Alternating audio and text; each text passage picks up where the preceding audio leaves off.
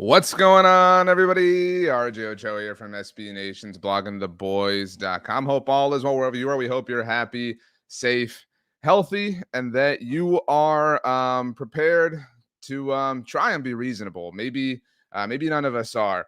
The Dallas Cowboys lost for the first time this season on Sunday afternoon. It is, of course, our live Dallas Cowboys postgame show. You can watch this on the Blog of the Boys YouTube channel, the Blog of the Boys Twitch channel, the Blog of the Boys Facebook page. If you don't catch the live show, well, that's just going to piss us off even more. But you can always catch the rewatch on any one of these platforms. You can also listen, obviously, on the Blog of the Boys podcast network. We do podcast the show as well. Make sure to check out bloggingtheboys.com for all the latest and greatest in the world of the Dallas Cowboys. But I know what you're going to say. What greatest? There's nothing great happening with this team. 28-16, the final score for the Cowboys out in the desert of Arizona. We will get to my stock report here on the postgame show, as Steven notes, stock down the Dallas Cowboys. We do have a handful of stock ups, I think, to hand out if we allow our brains to calm down.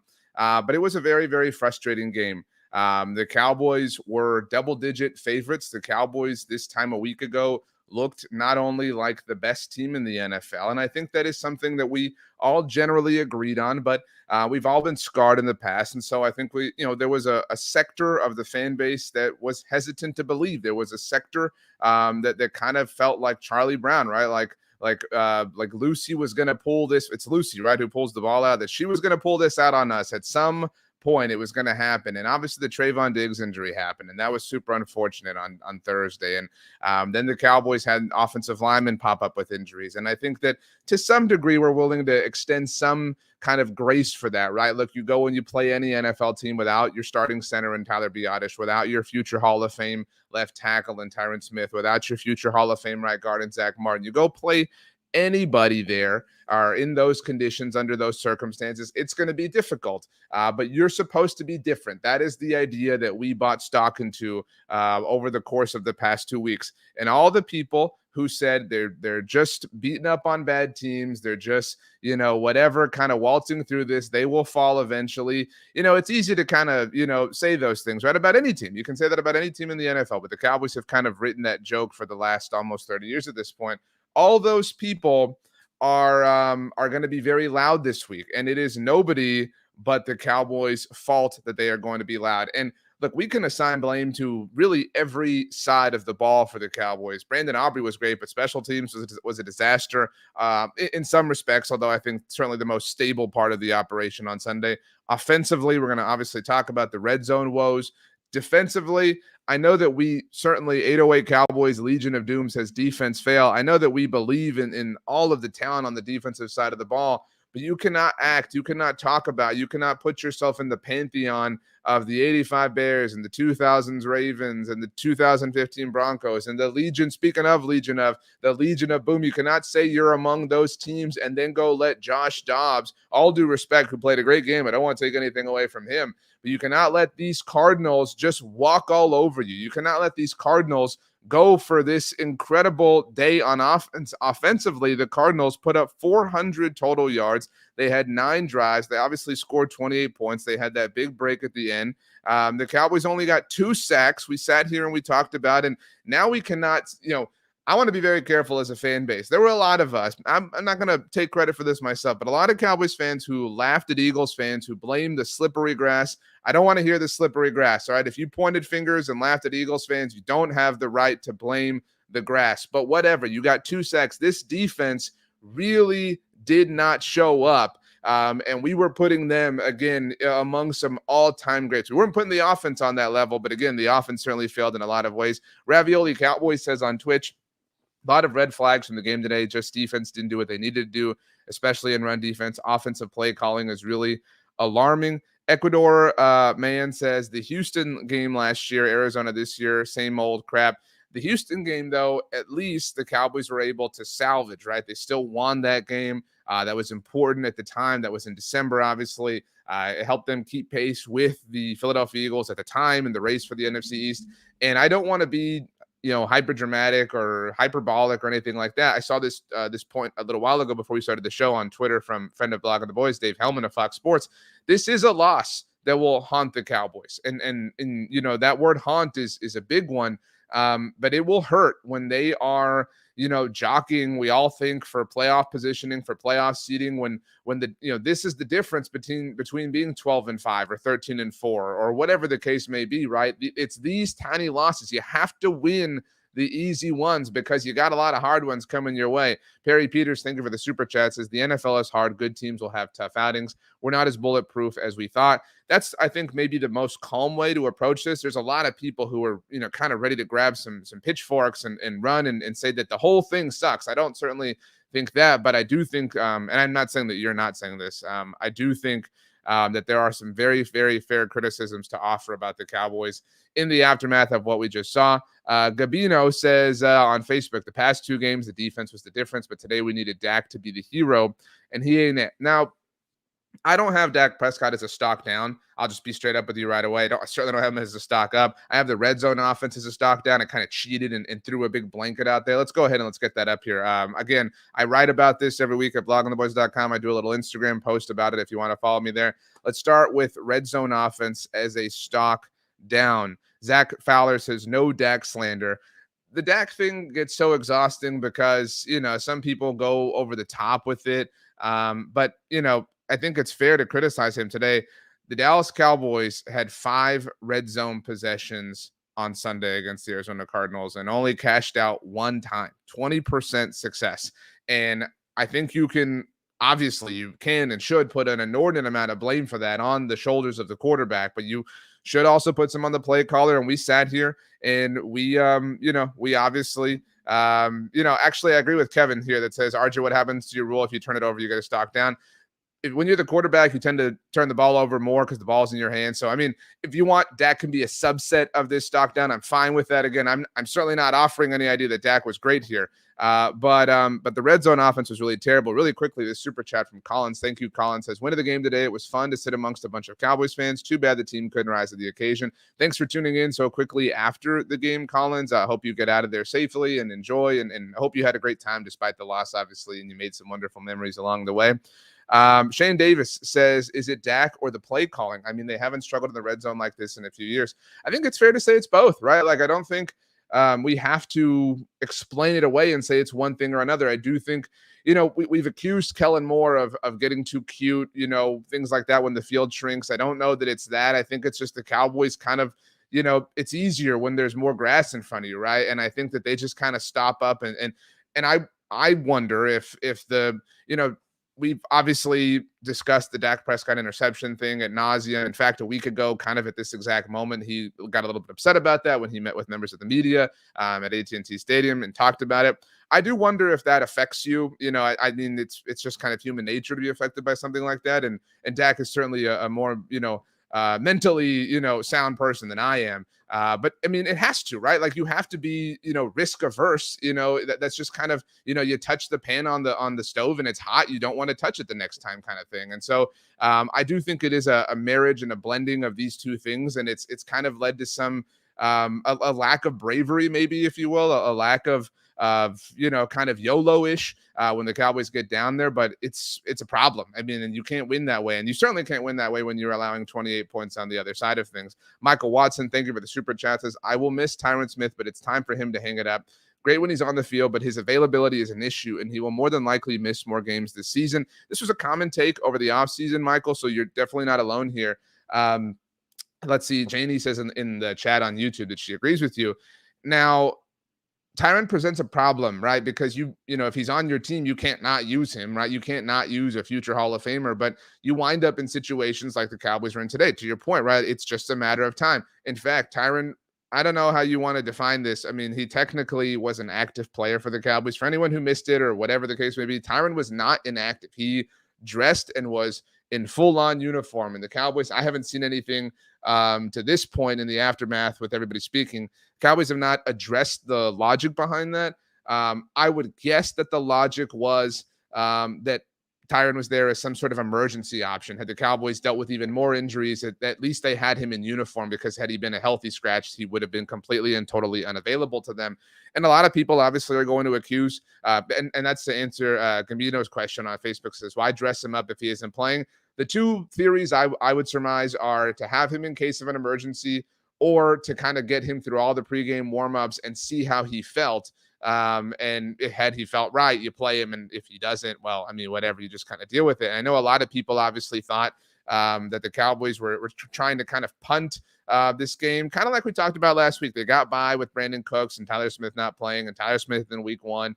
Cowboys thought that maybe they could have, could have just survived, but even against a lowly team, not having, 60% of your starting offensive line is a very difficult proposition. But so assuming you count this as a game missed for Tyron, which you should, because he didn't play at all, Tyron has now missed time every single season since 2016. It is something that you have to deal with, and you're constantly on edge because you never know when it's going to pop up. And Chuma Edoga, it's difficult, and a lot has been asked of Chuma Edoga and TJ Bass and Brock Hoffman.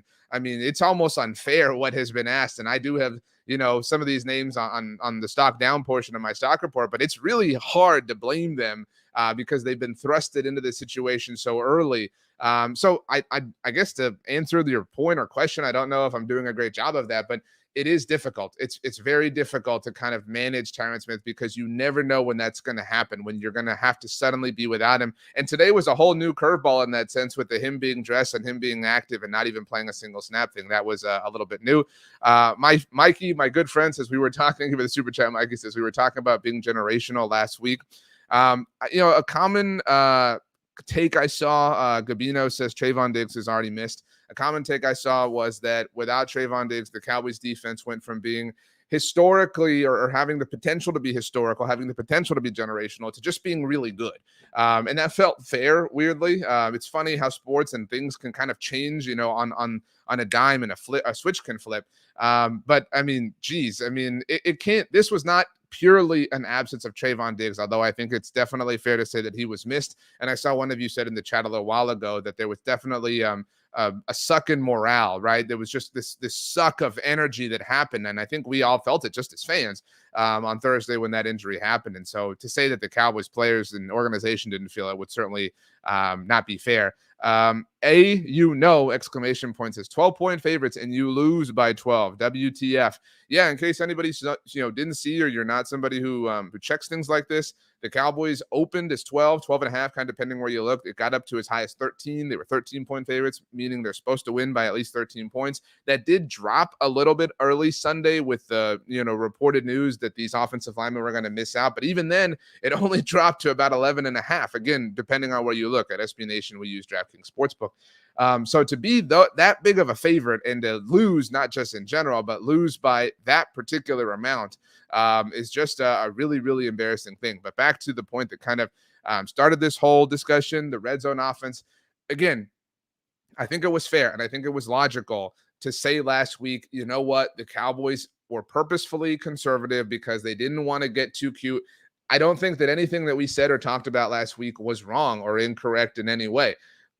But I mean, at this point, this makes you look at that differently, right? Like the benefit that we gave them a week ago, that we lumped it up to being those things. Now, I think with, a little bit of benefit of hindsight, if you want to call it that, it's fair to kind of pick at and poke at this red zone issue and say, okay, whose fault is it? How much is Mike McCarthy's fault? How much is Dak Prescott's fault? And while we're on the subject, I know I have, I didn't have Dak Prescott, as I told you, or I don't have him as a stock down, but I'm fine if you want to kind of call him this. In fact, when I write it, I'll put him here. It'll be red zone offense / Dak Prescott. So that way all of you can be happy. But Mike McCarthy, dude, not just as an offensive play caller, which I think is enough to kind of merit a stock down. The Dallas Cowboys finished this game with 13 penalties. And this is not often necessary to be said. But that is only the number of accepted penalties. All right. There are sometimes in a game penalties that are, you all love football and watch football. They're right. There are penalties that are not accepted. These are just accepted penalties. There are 13 penalties. It's really difficult to not believe that the Cowboys were kind of buying the hype themselves, right? It's really difficult to believe that they themselves were not talking, not believing that, yeah, we are this historic group, whatever. And how can you not believe that when you play the way they do, which is why it falls on the head coach to ultimately be the person to relegate that, right?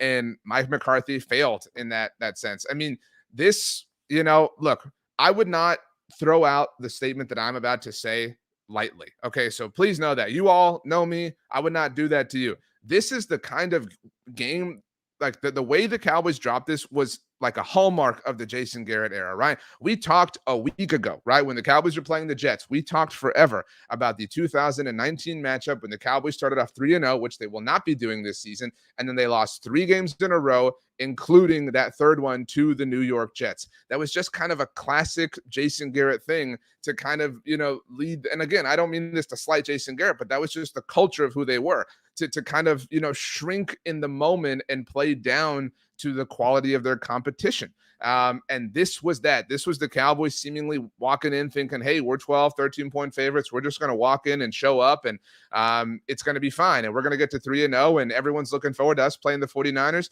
And the difference between the Cowboys and the 49ers is that right now, when they're supposed to wax an opponent, they do. That's the difference right now. Let's go. Let's see here. AU says, I knew it. Dak wouldn't get a stock down. All right, guys, let's do it. You've convinced me. I'll add one. Give me a second to add one here. It's a little bit difficult to do while I'm doing it. Stock down, Dak Prescott. All right. Again, I thought I explained myself very well, but I'll add him for you guys. Where is it? I put it right here. Stock down, Dak Prescott. I mean, I don't think it was the worst game that Dak has played, but and for a little while, Dak was kind of the only thing that the offense had going on. I mean, obviously, CeeDee Lamb was playing. Oh my gosh, Michael Gallup was great. But I mean, the Cowboys defense struggled from just about the beginning of the game. And so it kind of felt like this could have been a game that Dak kind of willed them, to the finish in. But the interception at the very end, I mean, and the interception is the most of course thing ever, right? Like, of course he's going to throw an interception now. Of course this is going to be his first interception. I mean, the jokes kind of write themselves. And so it's a tough thing. And you can say that the play calling didn't help him out, whatever, but at the end of the day, he's the quarterback. He threw 40 passes and he completed 25 of them for 249 yards, had the touchdown, obviously had the interception, was sacked twice, did have 3 carries for 24 yards. Just a really, really, really tough game for Dak Prescott in a lot of senses. Let's see here. Garrett says, not Jason, Garrett Ide, I think I'm pronouncing that correctly, says, I'm pissed that Gallup's apparently good day was wasted on a loss. Can he be both stock up and stock down? I don't know that Gallup did anything to be, worthy of being stock down. I thought Michael Gallup was the best player on the Cowboys, honestly, on Sunday afternoon. He leads my stock up. Michael Gallup might be back. I hesitate to say that with, some fortitude. Michael Gallup finished the day 7 targets, 6 receptions, 92 yards, and should have drawn a pass interference penalty at the very end of the game. And I don't mean to be the guy who complains about a penalty that didn't get called, whatever. The refs are out to get us. That's not my take. But that was pass interference by the letter of the law. He should have drawn it. And it just speaks to kind of the day that he had. Michael Gallup really looked like old vintage Michael Gallup. And it is kind of funny the way time works. He obviously hasn't been himself since tearing his ACL himself. That happened against the Arizona Cardinals near the end of the 2021 season. So maybe the Cowboys kind of had to go full circle for Gallup to return to form. But just a funny way that goes. Somebody was talking about Brandon Cooks and saying he's kind of been a disappointment. I thought Brandon Cooks was okay. I certainly didn't think he was worthy of a stock down, but Brandon Cooks, 7 targets, 2 receptions. So at the very least, something has got to get worked out there. Brett, thank you for the super chat. Excuse me. Says bad coaching, got high on their own supply. Awful run defense persists. Dak once again shrinks in a big moment. Game underscores all of the worries. I agree with you, Brett, that those things. Have any of you seen the TV show Friends? Right? What a unique question. If you haven't, this analogy is not going to work for you. So pretend that you understand everything that I'm about to say. But if you have seen the TV show Friends, you all remember, of course, when Ross makes the list, right? The list to compare kind of the pros and cons between Rachel and Kathy to kind of figure out who he wants to date. Again, the qualities he likes about each woman, the qualities he doesn't like, whatever. And when Rachel is lamenting about this fact, when she's pissed off at Ross, when she's all upset, she's all hot and bothered, rightfully so, because her insecurities have been tugged at. She says something that I think is really powerful. She says, imagine if somebody who you cared about so deeply, made a list of your insecurities and use that as a reason to be with you. But she says, imagine just finding out that they think them too, right? Like it's Julie. I can't believe I said Kathy. Kathy was the Joey and Chandler. What an embarrassing moment for me, guys. Embarrassing. It was Julie. Thank you. That's my bad. But she says it would be such a tug of insecurity to find out that somebody who you cared about so deeply thinks those things as well, those horrible things you think about yourself. And so that's what this game does. This game attacks our deepest insecurities about the Cowboys. Well, red zone issues. Oh, Mike McCarthy's not the right guy. Oh, Dak Prescott's not the right guy. Oh, the defense is just a mirage, right? This game pokes and presses and twists at those scars. It's salt in the wounds that already exist. Zachary says, stock down CD, fight for the touchdown. I completely disagree with this. CeeDee Lamb was awesome. He wasn't Michael Gallup, but I certainly don't think that he was worthy of a stock down. But that was my Rachel diatribe, if you will. So no stock down for me for Brandon Cooks, but I will say stock down for Stephon Gilmore. And this bums me out because, man, I want this to work out so badly. And it was such a great kind of, 2-week run, right, that we had where everything was awesome. And I will say, Stephon, it's a little bit unfair to say because the Cowboys didn't trade for him to put him in a position to be the premier cornerback on their team. It was to kind of be the running mate, obviously, for Trayvon Diggs. And so expectations and responsibilities changed, right? Obviously, with the Diggs injury. And so it's tough. But, I mean, Stephon Gilmore did not have a great game in Arizona. And, I mean, you could say this for a lot of people, certainly on the defensive side of the ball. But big-time bummer for me to have to put Stephon Gilmore here. And in that same sense, stock down DaRon Bland. Not same in that, where he's as revered. Obviously, we think highly of DaRon Bland, but same in that it's really difficult to blame DaRon Bland when his whole job changed, right? And so I don't think that would be fair. But nevertheless, I mean, did a poor job. Hollywood Brown just kind of won all day against DaRon Bland. Zach says DaRon Bland was bad early, but I am a maniac for saying we just sell a part of our future for a solid corner. I know that a lot of people are like, trade for this person, trade for that person. I mean, it's tough. I mean, the Trayvon Diggs injury really changed a lot of things. And so, yeah. Raul says, who on the defense had a good game? D-Law. I thought Tank was good. Didn't make stock up for me good, but was fine. For a little while in the game, I think it's pretty obvious. I'm kind of, I've got a tentative list that I'm workshopping as the game is moving along. For a little while, it felt like Leighton Vander Esch might make the list, but certainly can't put him there after the whole game was complete. The only defensive player for me to make stock up was Donovan Wilson. It was his debut. And so, good for him. Shout out to Donovan Wilson for returning. Let's see here. Ecuador man, sorry I missed your super chat, says Cowboys are the Buffs. Oh, the Colorado Buffs in the NFL. All hype, SMH. Well, tough day for Colorado on Saturday, certainly. But stock down or stock up for me, for Donovan Wilson. I thought he was all right. Again, the stock report is relative. Your stock is coming up from where it was. Your stock is falling down from where it was. And so Donovan Wilson's stock was kind of at ground zero, right? Because he hadn't played. Mr. Jefferson says Gilmore looked slow. Secondary in general looked like they weren't getting plays in on time. Maybe crowd noise affected them. The crowd was really kind of pro-Cowboys. So I have a hard time believing that the crowd affected them in that sense. But he looked slow. Now, Steve says it's totally fair to blame DaRon. We need him to step up and be Diggs. I get that. I mean, I get that, I certainly get the expectation, right? But just because you say it doesn't mean it's fair to expect it. It's kind of like what happened with Chaz Green in Atlanta, right? Like, oh, you got to go be Tyron Smith. And turns out he wasn't, right? And turns out DaRon Bland's not Trayvon Diggs. So it's tough. Now, Kevin says, I had stock down Parsons in the first half. I had Micah Parsons on my stock down list. And obviously the sack changed things. And it's really difficult to, this might have been one of the least awesome games that Mike has ever played for the Cowboys, right? Like it certainly wasn't a bad game, certainly wasn't a poor game, but because all of Micah's games are like this 10 out of 10, an 8 out of 10 from him feels disappointing. And so, yeah, I mean, I think that again, we sit here and we talk about, this defense and the pass rushers and the sacks and Micah, whatever. And so if you talk about those things and then those things are not there, I think it's fair to kind of, talk about it a little bit. I saw some of you talking about this. My first stock down that I settled on was Jaron Kearse, which is tough because, man, he is so awesome. and such a great leader for the defense. And I think we all have a lot of fun, with the things he does and the way he stands up for his teammates. And he's just kind of a great, dude to rally around, right?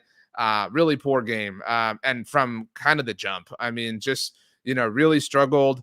It felt like, and definitely looked slow compared to the Cardinals. Just looked so much faster than the Cowboys defense. It was really strange. I can't remember the last time it really felt that way. But stock down Jaron Kearse for me.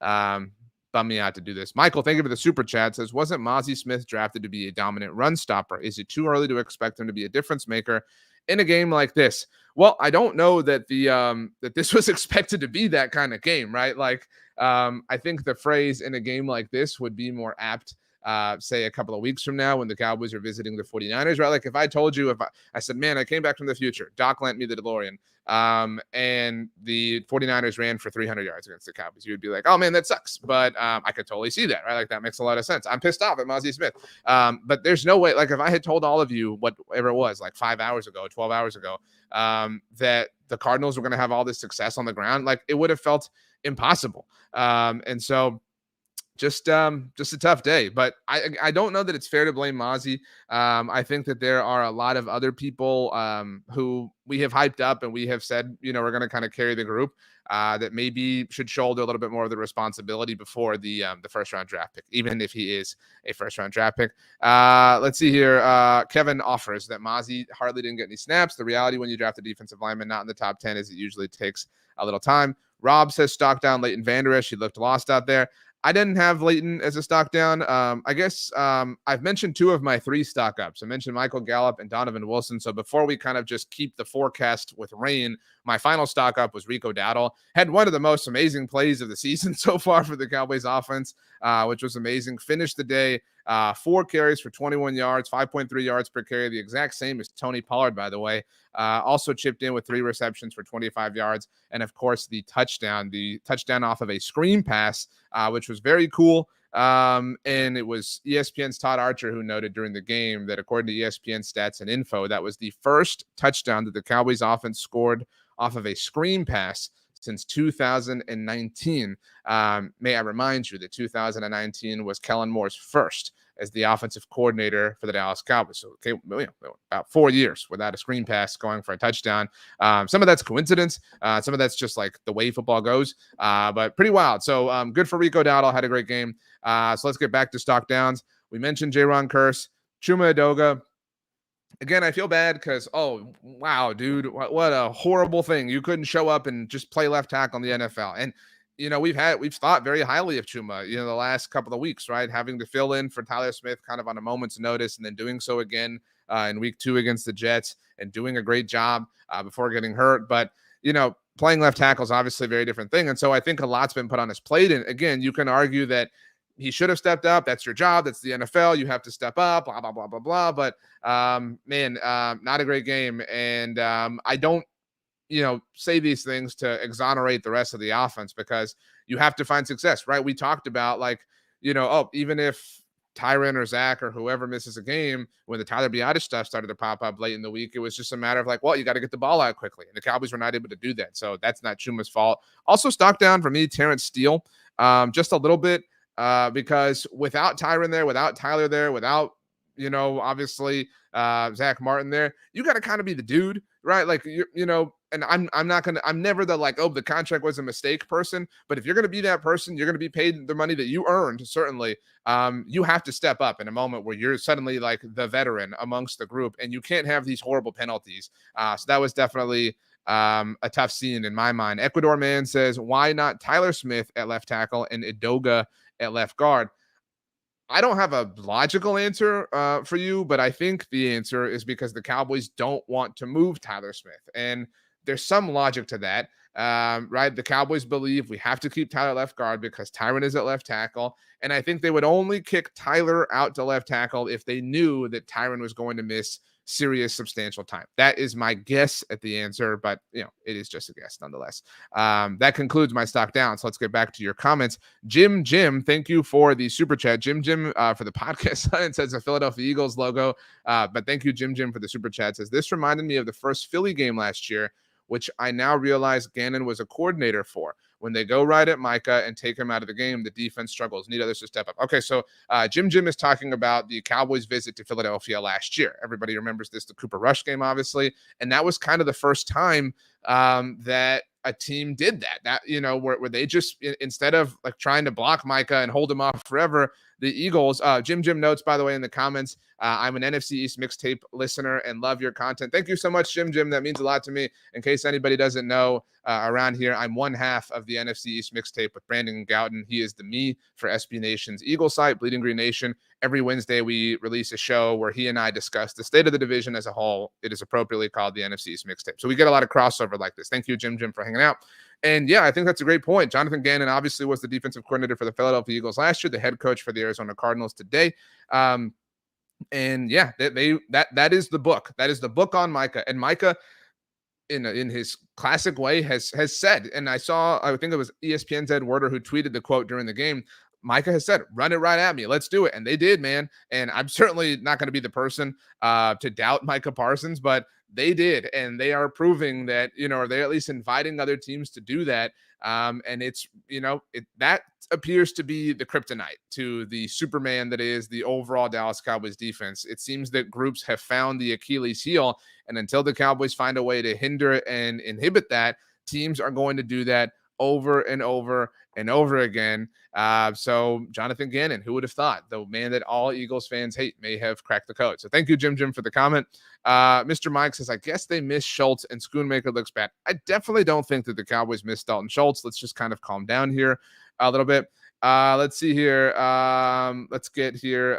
Robert says, I wish we would stop having these expectations that Dak is supposed to win games for us in spite of the injuries and defense.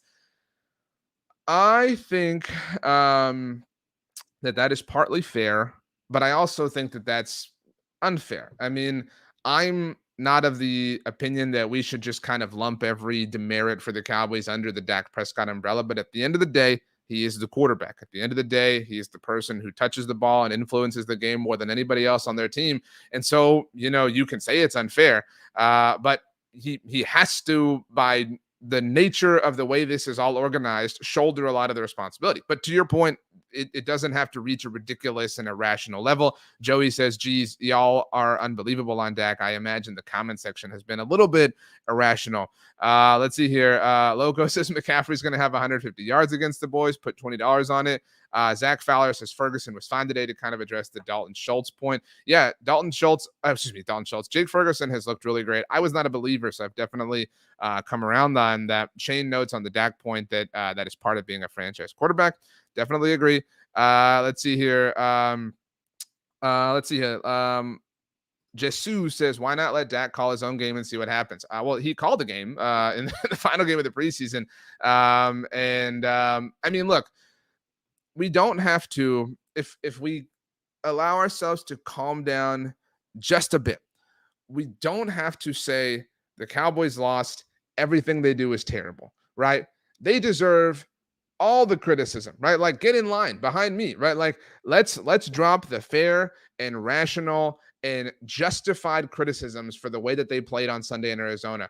But just because they lost does not mean that they're trash, right? Like that, that's not the sequence of the flow chart. The loss means that they're definitely not, the world record setting NFL team that, we kind of let ourselves have fun with a week ago and 2 weeks ago, certainly. But the loss also means that they have some problems. It means they're fallible. They're not impervious. They can be had. They can be got. They were probably, kind of buying themselves a little bit, and that showed. I think all of those things are true, but we don't have to jump to the conclusion, because half of you who are writing these comments a week ago were ready to book your tickets to Vegas, right? I mean, you were all like, oh, they're winning the Super Bowl. So you cannot let yourself be that dramatically emotionally swayed over the course of 7 days. That's not good in any way. But we can be fair, and we can say that they completely underwhelmed. It was a dramatically underwhelming performance. It was discouraging. It was frightening. It was frustrating. And it was potentially emblematic of who they really are. That potentially is an important word there. Fernando says, Fernando Alonso? No, it's a Fernando Angel. Says, maybe it's on health. Says, I'm sorry, but I think that they took this game lightly and let our three linemen sit out where at least Tyron could be played at least. I don't think that it's unfair to say that they took the game lightly. I think they thought that they could walk in and beat the Cardinals without their starting offensive lineman, and that it might be ugly, but they would get the win and they would be 3-0. And why shouldn't they have thought that when that strategy worked out for them over each of the last 2 weeks? When they went into the Giants game, they said, hey, we're going to rest Tyler Smith. We're going to play the long game here. And it worked out. Against the Jets, they said, we're going to double down on Tyler. We're going to rest Brandon Cooks. And it worked out for them in that sense, right? So they were 2 for 2 on that logic. Again, I recognize that sounds stupid to say right now, but they were 2 for 2. And so I definitely don't think that, that I definitely agree with you that they took things lightly. Now, Christopher Summer says, come on, RJ, the offense has sucked all 3 games. This is completely false. By any measurement you want, the Cowboys have been one of the most efficient offenses in the NFL through the first 2 weeks of the regular season. Now, obviously, Sunday's gonna weigh these things down. They were 6th in offensive EPA heading into week 3. They were, I believe, 19th in offensive DVOA, which isn't, top 10, but is hardly suck territory. So again, we don't have to reverse narrative this thing. We can take what happened on Sunday. We can be pissed off. We can get through it together, but we don't have to now look for things to justify based on newfound evidence. Some of that is relevant with regards to the past, but some of it isn't connected at all. We're still 3 weeks into this whole thing. There's still a lot of season to go. There's still a lot of information to be had. The Cowboys were not going to go 17-0, but they should have won this game. They should not have only won this game, but they should have blown the Cardinals away, and they obviously did not do that. Jesse says something that people say offense is wrong, RJ. We've seen this for the past 27 years. Same thing over and over. Jesse, I will ask you what football things, you cannot say Jerry Jones, do the 2023 Dallas Cowboys and the 1999 Dallas Cowboys have in common? I recognize that this is a franchise that has disappointed us for, a lot of our life. And while I like to have fun with connecting dots to the past, a lot's kind of my bit. The reality is that who they have been and how they have disappointed for a quarter century has nothing to do with who the 2023 team is. Let's see here. Loco asks if anybody saw Taylor Swift at the Kansas City Chiefs game. If you have any level of social media, I think that you saw that she was at this game. Let's see here. Let's move on. Melvin says there were zebras out there. Yeah, the Cowboys suffered a lot of penalties. Adrian says they'll bounce back, but I think this defense isn't as good as we thought. I'll wait to see how the 49ers game goes. I think that's a fair way to play this. Raul Duke says playing stupid caught up with us. A common expression that people used last year was the Cowboys were playing with their food. Definitely felt that way a little bit, and it came back to bite them. Aaron Thacker says, yeah, the offense has sucked. The defense carried the team the first 2 weeks. I don't think that I'm not disagreeing that the defense carried the team, but again, you all are being incredibly dramatic by saying the offense sucked. Valentino wants everyone to know that I'm a fraud. So if you're going to say that, Valentino, at least capitalize the F. Give me the respect that I have earned with you coming to hang out here on our show. Shane says, it's a long season, so I see the logic of sneaking rest games for your players when you think you can get away with it. I don't think it's unfair to surmise that that's what the Cowboys tried to do. It blew up in their face, obviously. But again, the logic worked out over the first 2 weeks of the season. And I'm not saying that to give them an out. But, it's fair. If they had told us before the game, this is what we're planning on doing, to some degree, we would have said, yeah, I can buy that. That's a fair point of logic. Let's see what happens. And obviously, it did not go well. SJ Johnson, thank you for the super chat, says the team overlooked the Cards, no question. Red zone offense is, again, a question mark.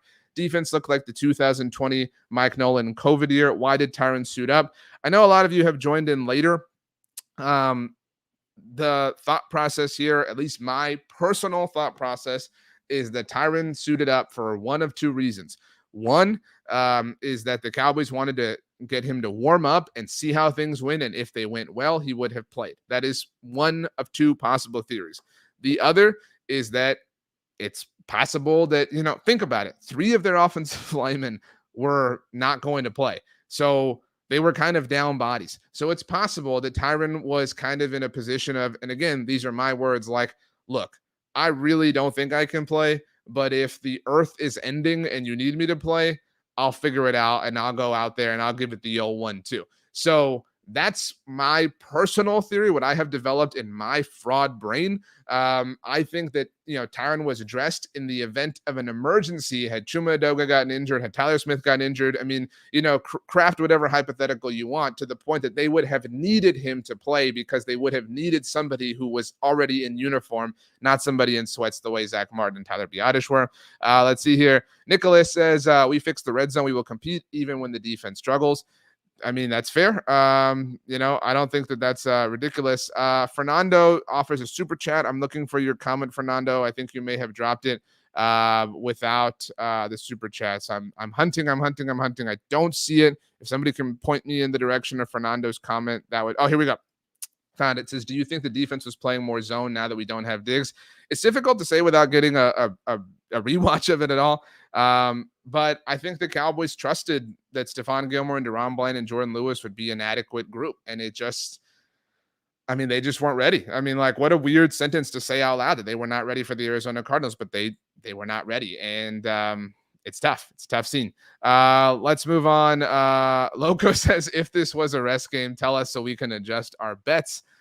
Jimbo Slice says, a rest game, LOL, you Cowboys fans are unbelievable.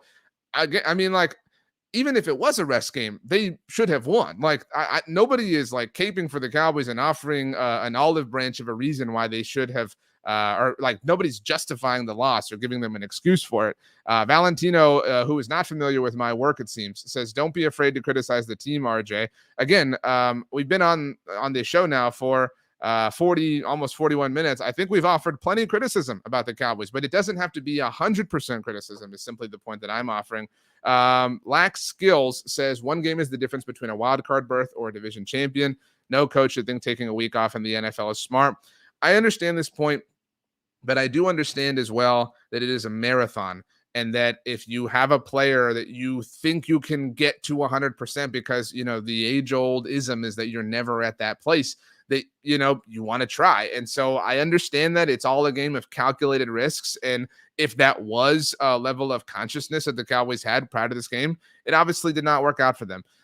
Rick Ursulini with the positive note says Eagles are playing the Bucks, could lose too. I doubt that. It just doesn't seem like it's going to be that kind of week, especially for my sports teams. The United States lost the Solheim Cup on Sunday morning. That stunk. My Houston Astros got swept by the Kansas City Royals. I know that a lot of you Texas Rangers fans enjoyed that, but that sucked. And then this obviously happened. So just a bad time to be a sports team that I care a lot about.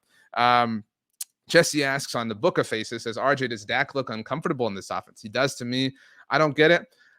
I don't know that I think he looks uncomfortable, but I will say that I feel like we have yet to see him look very comfortable. Does that make sense? I don't mean to kind of ride the fence on your answer, but we have yet to see him kind of thrive in the offense, but I don't think he's looked uncomfortable. Certainly today, I think everybody looked rattled. With the greatest comment here, says, Taco Bell to make me feel better.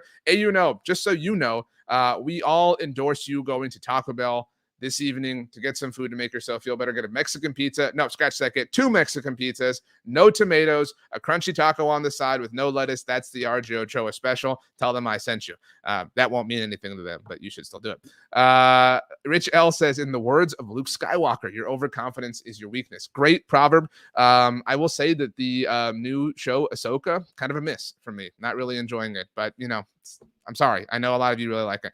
William on YouTube says, we excused the red zone offense the last 2 weeks because we were up big and we said Mike was being conservative. I guess we were wrong. Again, we don't have to say this. And I think that's a great point, William, but we don't have to look back and say, well, we were 100% wrong. I think that maybe we were a little bit wrong. Maybe we weren't 50% wrong. But I think that there was fair logic and fair reason to come to that conclusion, that deduction, that was a reasonable assertion based on the context that we had at the moment. You want the truth. Product reviews says, I don't blame Dak other than the pick that was tunnel vision. Yeah, I mean, it was a tough scene. I mean, tough interception. There's nothing. I mean, there's no way of defending the interception. It was really, really, really tough. Mark says, hey, Manchester United got a win barely. I think you meant to write Burnley, not barely. But yes, glory, glory, Man United did get a win this weekend. Appreciate you shouting out my only squad that did get a win. Kevin asks how the Astros at the Rangers get the lead back. Kevin, I have been hurt enough today. Let's keep moving here. Let's see here. Shane says the offense feels limited compared to past years. Well, I mean, they were the best offense in the NFL, like on aggregate over the last few years. So like, yeah, they're going to be limited. And there was a team in the NFL who scored 70 points today. So I mean, they don't look like the most functional offenses in the NFL. But that definitely has to work or has to get better. I don't think any of us are denying that. And that falls squarely on the shoulders of Dak Prescott and Mike McCarthy. Just a tough scene. Kevin has a problem with Jalen Tolbert. Says, where was this superstar wide receiver named Tolbert today? Look, I don't mean to like reach for things, but Jalen Tolbert did draw a penalty on a punt, right? Like he is coming along. And I mean, I know that Dak Prescott threw the ball 40 times, but Jalen Tolbert just isn't a part of the offensive rotation. Didn't have a single target. That's just not where he is at. I would like all of you to answer. This is not my question. Jim is not my plant. But Jim, our Eagles fan who has joined the chat, so graciously gave us a super chat. Let's get to the comments here. Jim's question to the chat. I would like all of you to answer. I'll buy you some time. You can all see it on your screen except for the podcast audience. You have no idea what the hell I'm talking about. Jim says, why do Dallas fans despise Dak so much? Have you guys watched the other NFC quarterbacks? It could be a lot worse than Dak. It's just one game. Okay, this is the world that we are living in, where the Houston Astros blew their AL West lead, where the Dallas Cowboys lost by 12 points to the Cardinals, who they were favored by in that exact same sort of, or by that same sort of margin. And to where Jim, the Philadelphia Eagles fan, has landed in our chat and our postgame show discussing the postmortem of it all and become the voice of reason. So I would like everyone who feels, kind of properly equipped to do so, to answer this particular question. Again, the question, because we're going to take it off the screen to put your answers up. Why do Dallas fans despise Dak so much? Have you guys watched the other NFC quarterbacks? Could be a lot worse than Dak. It's just one game. Jim, I will offer you my answer first. It is because heavy is the head that wears the crown of the Dallas Cowboys, not just relative to criticism from the world, but relative to criticism from their own team. Dallas Cowboys fans, who I love dearly, can be a fickle bunch at times, particularly when it comes to the most important player on the team, which is, of course, the quarterback. So let's get to the answers to the question. Melvin says, I love Dak, but that pick was bad. That's fair. Christopher Gonzalez says, I love Dak. Rich L says, love Dak. Mike on Facebook says, Dak can't hit the broadside of a barn. That comment appropriately and poetically came from Facebook. Aaron says, because he makes too much money for his talent. Aaron, I would like you to know that Dak Prescott makes $40 million per year at present moment, and you are saying that that is too much right now. I'm going to look right now at overthecap.com. I am off screen. There are 1, 2, 3, 4, 5, 6, 7, 8, 9, 10 quarterbacks who are making more than him in terms of overall value. Matthew Stafford technically making the same from an annual average value perspective. But you are pissed off, Aaron, that Dak Prescott is technically the 11th highest paid quarterback in the NFL from an annual average value perspective. Do you realize how silly this sounds when you say it out loud with facts and data and evidence? Let's see here. Ecuador man says 8 years of nothing. That's why, Jim. Ecuador man, Dak Prescott has orchestrated and overseen an offense that has done things that have never been done in Dallas Cowboys franchise history. And he has kind of broken a lot of curses at the Cowboys event. He has overseen the Cowboys, being a playoff team in back-to-back years for the first time since 2006 and 2007. Tony Romo, his predecessor, only did that one time. He helped the Cowboys win double-digit games in back-to-back years for the first time since 1995 and 1996, something his predecessor never did. AUNO says he shrinks in big moments. Christopher Summers says, I am Dak fan to many. Cowboys fans are haters. Robert V says, ha ha ha, nice Jim. The fan base is unreal. Let's see here. SB, I think that's how you pronounce this phonetically. He says, we don't despise Dak, but we know he is not going to get us to the ultimate goal. Okay, Harold says, you guys got to stop with this one game-ish. Last year, that one game was the freaking playoffs. Let's see here. Brian, again, with the payment thing, Brian is upset about the money that isn't his. Says, because we paid Dak $40 million and expect better, he is the Cowboys quarterback and he makes horrible decisions. Let's see here. Steve says quarterbacks make the most money, so they get the majority of glory for wins and the majority of blames for losses. I'm fine with this, giving him the majority of blame, but it can be relative and it can be contextualized. That's really my only point.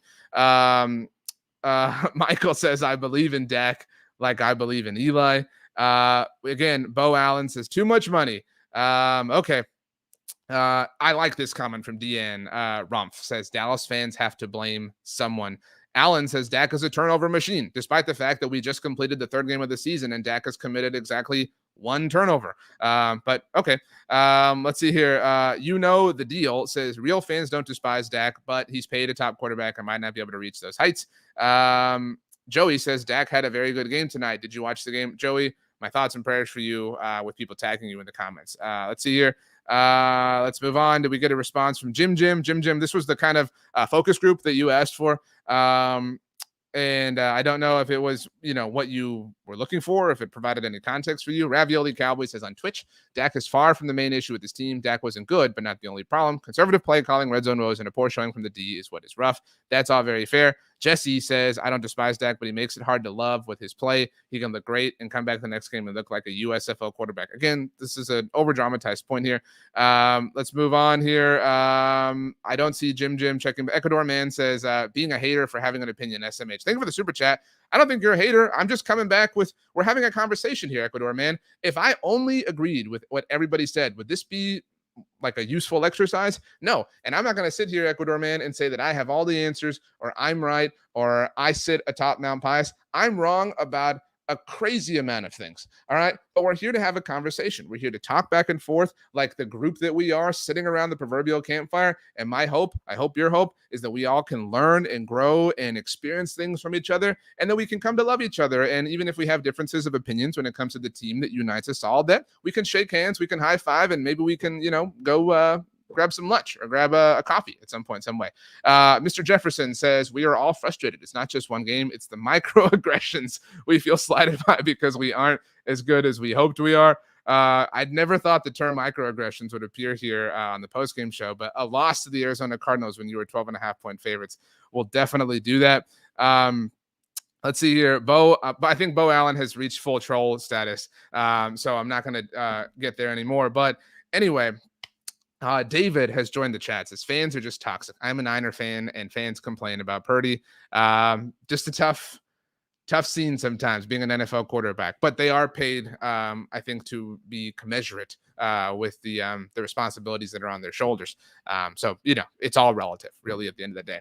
At the end of this day, it was a very, very tough loss. It was a very frustrating loss. I think it was the kind of loss, that we were afraid of, right? Like, and we talked about that with the Rachel and Julie analogy. I think on some level, we were all kind of waiting for this, and I don't necessarily want to say or imply that we were rooting for this, but on some level, doesn't it feel better to know that like the fear is real, right? Like Papa Roach knew, man, that the scars remind us that the pain is real. Like we were reminded today that the pain is real. Now it's difficult and uncomfortable to be reminded of these things and to have the stove burn you when you touch it. But I mean, we thought that there were flaws with this team, and we had a great time for the first 2 weeks. But now it is all kind of real, right? Like now our hands are dirty, right? Like now we're starting the work, right? Like it's, look, I'm not gonna brag, but I power washed around our house on Saturday. All right. Not trying to act like, I'm Mr. Domesticated, but I power washed. All right. I power washed the garage. I power washed the back area, and I felt the power in my hands. And it was about halfway through when I was doing the garage and doing the walls and things like this that I just got soaking wet. And before then, I wasn't really that wet. I don't know if anybody has ever power washed before. I didn't think that this would be the direction that I went in, but nevertheless, it was at that moment, because I was doing this at like 11 in the morning. It was at that moment that I realized, you know what? I'm gonna have to shower, right? Like I'm just, I'm not gonna be able to get out of this clean, right? I'm gonna have to shower before I do anything else over the rest of the day. That's the price that I will pay. We've all done some sort of like chore or project or something like that where you reach that point, you're like, okay, I'm gonna have to shower. And you just have to come to terms with it. You have to make your peace with it, like I did when I was power washing. And so we're at that point on the season with the Cowboys where we realize, well, you know what? We're just gonna have to clean ourselves off. Jim here to come back says, my thought is just that coming from the Eagles last season, expecting perfect is unrealistic. The Eagles had a generational season and still didn't win every game. They lost to the Commanders and they were 8-0. And I hate to compare the Cowboys to the Eagles, but I think this is a really astute point from Jim, excuse me. The Eagles, I've said this on the mixtape, were quite possibly the best team in Philadelphia Eagles franchise history last year. And to Jim's point, they didn't even win every game, and they lost the ultimate game. And so I think that we sometimes see these crazy runs or crazy marks of consistency or whatever, and we allow ourselves, even though we know it isn't fair, to fall into the trap of thinking and expecting that that is going to be the norm. And again, I don't say that to justify the loss or make the loss okay, because I'm as pissed off as you are. This was really frustrating, and I don't get to wear a victory polo tomorrow. None of us do. But this is the game, right? Like this is the game. And so there will be frustrating losses. There will be losses that we cannot explain, not just to the Cowboys, but to Jim's point, to the Eagles last year, who lost that game was at home. They lost that game at home when 8-0 to the Washington Commanders. And so just remember that. Tough thing the NFL is sometimes. IKEA Monkey says an Eagles loss tomorrow makes this feel better. I agree with you. Hopefully that answers. Christopher Gonzalez says, if it was Mahomes instead of Dak, would they have won? Did they beat the Lions, Christopher? I mean, like when the Chiefs weren't having a great game, did they beat the Lions when it was Mahomes? Mahomes is the best quarterback on earth, but did they beat the Lions, or did they have a poor showing and not get it done together? I mean, I recognize that particular game, Kadarius Toney kind of like fell all over himself and there were a lot of flaws, but like, did they beat the Lions? Like, it's almost as if as human beings, all of us are flawed and all of us will have those flaws be an issue. So Dak was bad. McCarthy was bad. Cowboys were bad. Everybody was bad. Brandon Aubrey was not bad. Brandon Aubrey was great. In fact, I can't confirm this. So don't take what I'm about to say as fact, but I'm going to confirm this over the weekend as of Monday morning. But I believe because Brandon Aubrey, our hero, I don't know if any of you saw this, Brandon Aubrey made 3 field goals. He was 3 of 3, which means he is 10 of 10, a perfect 10 of 10 so far on the season. Brandon Aubrey is a rookie. All right, it kind of gets lost because he's been a professional before or whatever, but he is technically a rookie.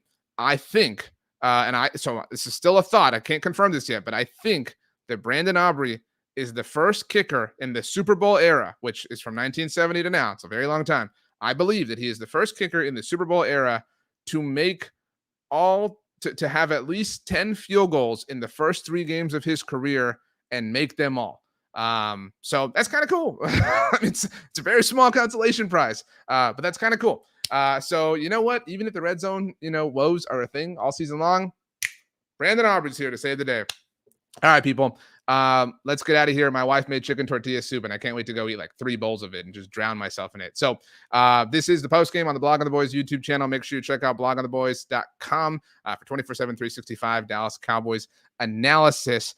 Subscribe to the Blog on the Boys YouTube channel. You can also subscribe to our Twitch channel. You can also like us on Facebook. You can watch this show or any of our live shows on those platforms as well. If you're here, it would be super cool if you like the video, if you subscribe. Those things really do help us out.